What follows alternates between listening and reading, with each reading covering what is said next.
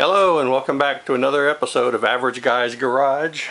This week the average guy's got a problem with his garage. I've got a spring that broke right there in the middle. Let me see if I can zoom in on that, see it better. Spring broke in the middle, and you see it's kind of the zebra stripes because it looks like it was painted when it was under tension. The one on the left is still under tension. So to get this off, what you do, several steps. We're going to release the tension on the left spring first. Then we go to these corners here where the pulleys are for the cables. And then we release that set screw on the pulley cable. Then we can slide this 1-inch pole out that's holding that goes through the springs, slide it out over on the right side here, and then we can remove this spring here that's broken all the way down, take it off that end, and then put the new one on. Then next step is to make sure the tension cables are tight or kind of taut like a guitar string. Tighten those set screws down. Then we use the 1/2-inch bars to put tension back on the springs by using these little inserts here.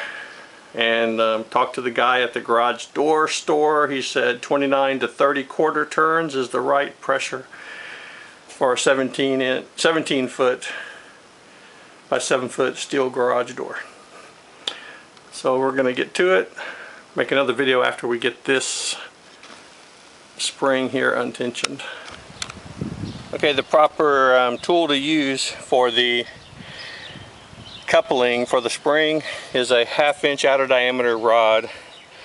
This one is 36 inches, so we're going to cut it into two 18-inch rods to use for the tightening of the spring.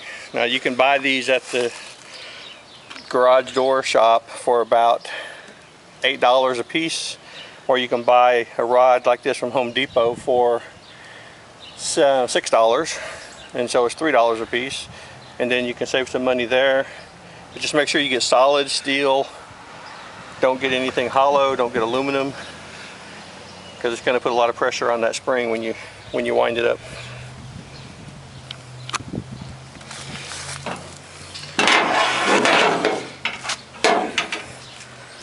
Just continue cutting it with a hacksaw into two 18-inch pieces.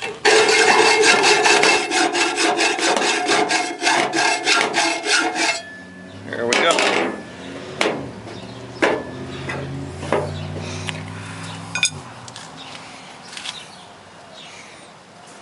Here's some of the tools that are needed to get the spring on there. Of course, you need a new spring. And then you're going to need a socket wrench, some sockets. These are the bars that are used to tighten it, we saw earlier. Vice grips, open end wrench I don't have up here yet. I'll show you that later. I'm going to wear some eye protection while I'm up there too. I'm putting pressure on the spring here. And then I'm going to loosen this. Put that back here, hopefully. Alright, so now that's loose, and the trick is to unwind, make sure that is seated so you are not going to have that pop out ever.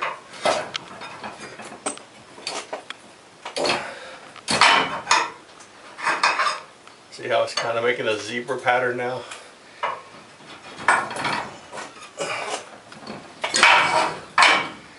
Do this until it's completely unwound.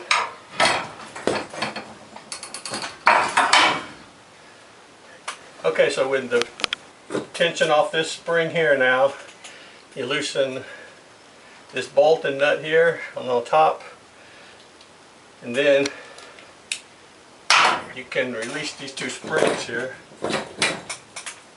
Have them just lay on the bar. So now we're going to work them, have to work. This one's still good. We're going to take this broken one off, work it off that side, and then slide the other one back on. Alright, sometimes when the people put these screws in here, these set screws in, they put them in too deep and then it gouges the metal and kind of warps it, so it's tough to get this part of the bracket off. So you have to just hit the spring, hit this, however you can get it off. Making a little progress.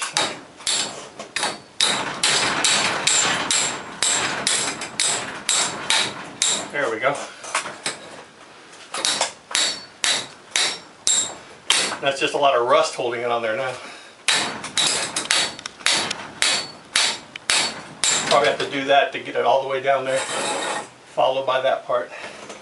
Alright, so I finished tapping this over and got it pretty close to the pulley, and I used a 10mm to loosen these two set screws here, and now this pulley is loose. So now I need to go to the other side and loosen that pulley. Then I should be able to push this rod out that way to take the spring off and put the new spring on. Alright, so this is on the left side. There's two set screws here. There's this one here, and there's one right here. And they're kind of put in at a 10 or 15 degree angle so you can access them pretty easy. So that one's loose. So what I'm going to do now is move this down this way as far as I can. Move this down this way. Then I'll be able to slide the other side off and put that new spring on.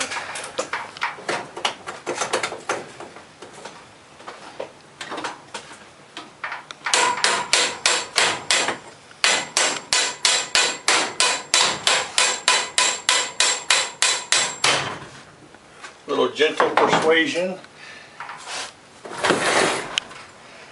Alright, there we go. Now, just let that hang here by this connector for it. Take, hopefully, broken spring, number one, and to take the second part off.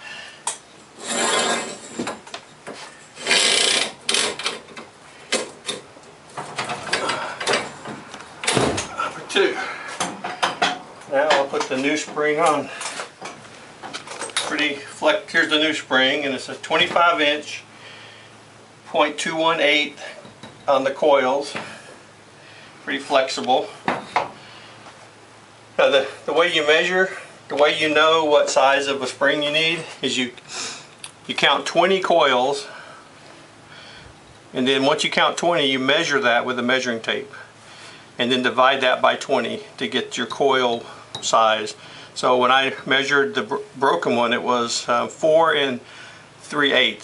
So that's 4.375 divided by 20 was 0.218. And that is this spring, 0.218. And it's 25.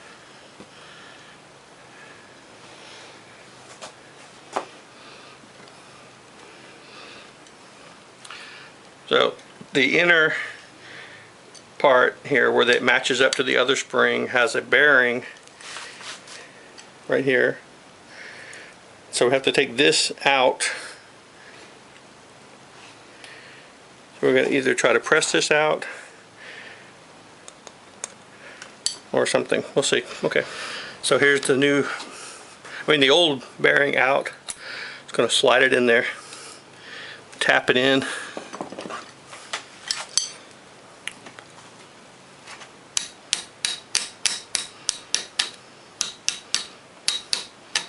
And it's going to fit in with the other one when we screw this back together to the other side.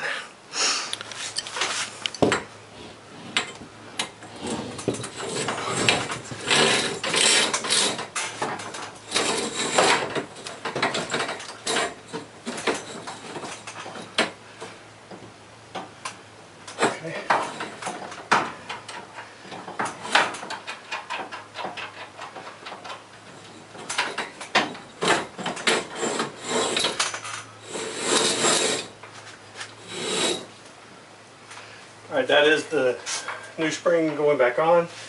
Then we want to set this pulley back on.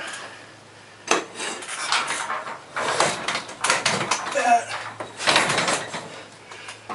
back in there.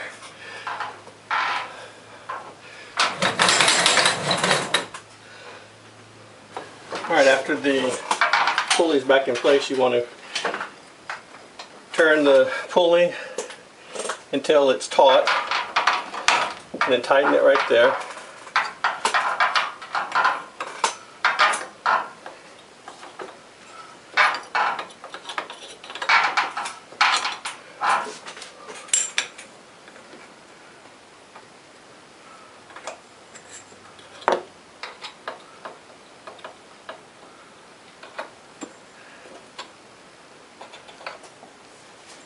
Once it goes snug, you just want to go another half of a turn.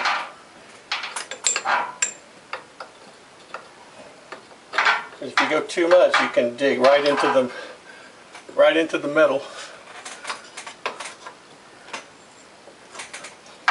Alright, here's the cable. It came off. We're going to slide it in here.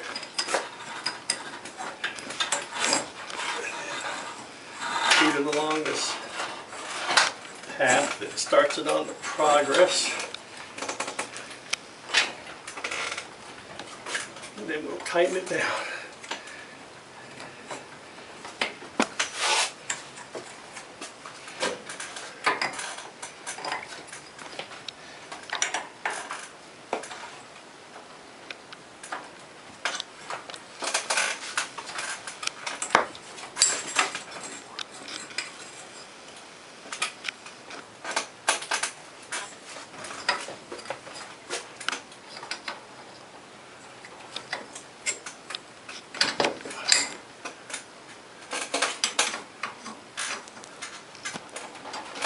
Alright, now take these vice grips.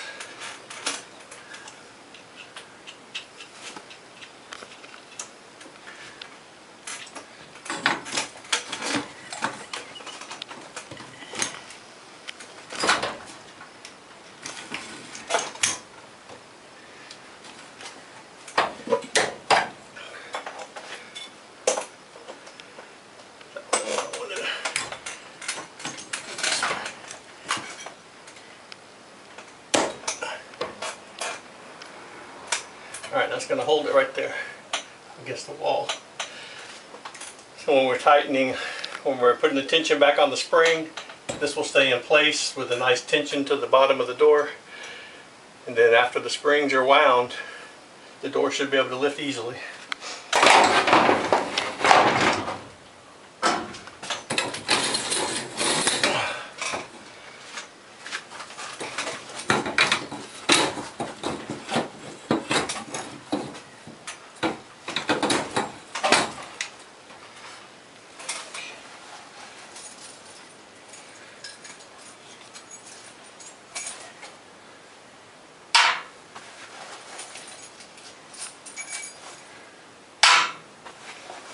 Are you recording? Get these out of my pocket.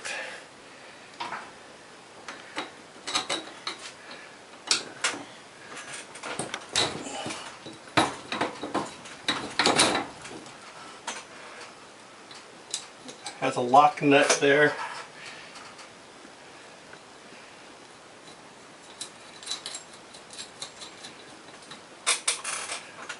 Okay, there's one.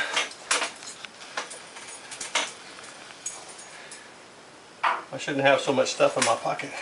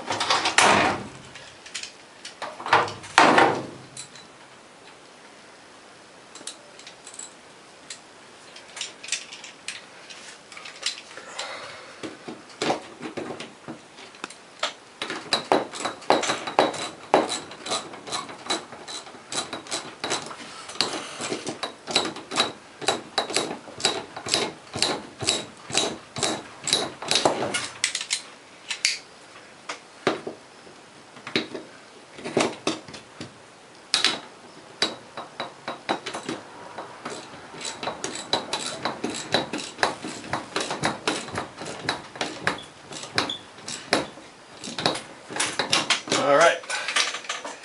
Now it's just a matter of using those bars and tightening these springs back up. I wanted to mention earlier that your springs have two separate wounds. When you're facing outside, when you're in the garage facing out, the left spring has a right wound and the right spring has a left wound. Alright, so I'll get started with that in just a second. Okay. Alright, so now it's bolted together, and now here comes the part that everyone warned you about, that you have to be very careful that these rods are seated all the way in when you get ready to turn the next one up, so you don't lose it out, okay? Because it will just unwind and possibly something could, you know, strike you. So we'll be careful. We're going to do 29 turns. That's what the garage door guy said is the right number of turns for this size of steel door. So we'll do 29 turns up on this side, 29 turns up on the other side. And then once we get to that point, we'll tighten it down with our 10 millimeter here. Alright, so here it goes. That's 1.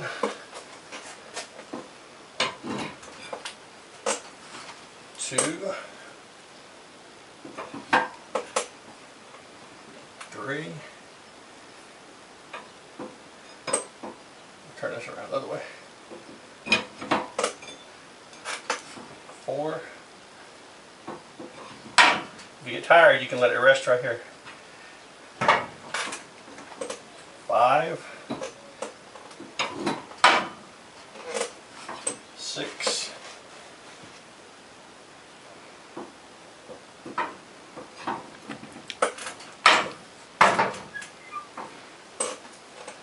7. 8.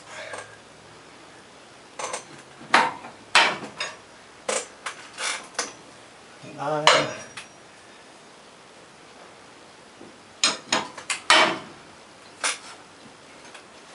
10.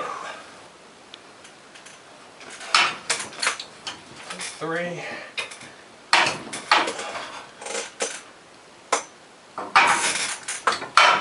4.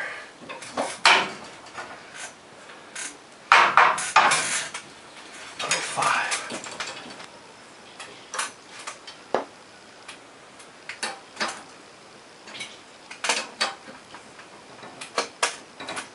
All right, that is tight. Let's see what happens when I let go of this. All right. 1, 2. Let's get that ready to go.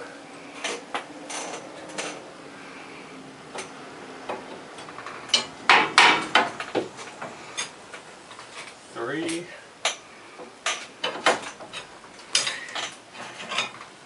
4.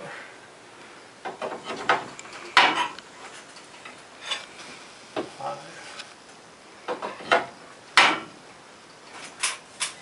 6.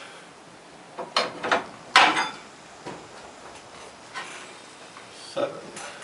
Alright, I'm at 22, and I just want to take a second to say these are set screws. Once you get it to the right number of turns, and you use your wrench, in this case it's a 10 millimeter, and then once it's tight, you go one more turn. You can overturn it, it can puncture the tube, and like it happened on the other side, was it warped the tube so much it was hard to get the spring back on. So we're at 22, we're going to keep on going up to 30, 28,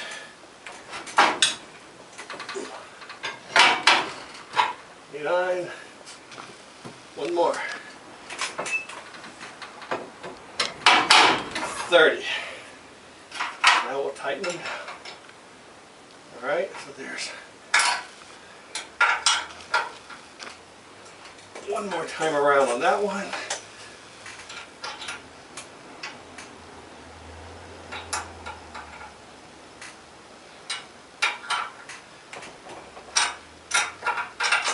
A half, 3/4, one. All right, now I'm going to release this rod.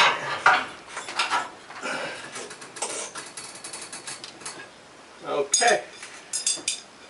That now has the pressure on the door. I'm going to go remove the vice grip, then we'll see if how easy the door is to lift. Okay. All right, the garage door was much easier to open. Not too hard of a job. Just a little scary doing it that first time by yourself. And but I think that's something that if you're very careful, focused, diligent, that you can do easily. Thanks for watching.